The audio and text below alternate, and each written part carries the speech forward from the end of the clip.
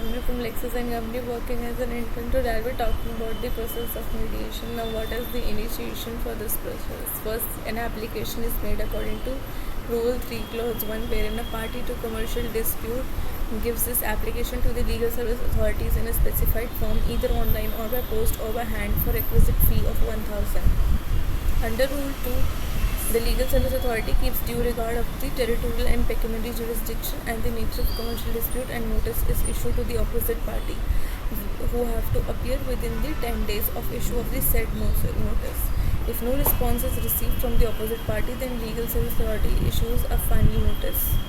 If the notice goes unacknowledged or the opposite party refuses to participate, then the authority treats mediation process to be a non-starter, and it makes a report and endorses the same to the applicant and opposite party. Then alternative date is fixed. According to Sub-Rule 8, the legal service authority has to ensure that the process of mediation is completed within a period of 3 months from the date of receipt of pre-institution litigation, and it also provides that it can be extended for 2 months.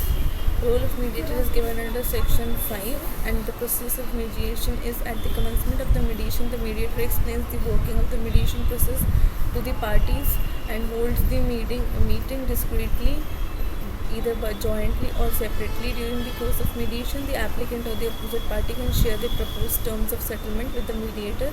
The parties can also exchange these terms by settlement, either orally or writing. The mediator must maintain confidentiality.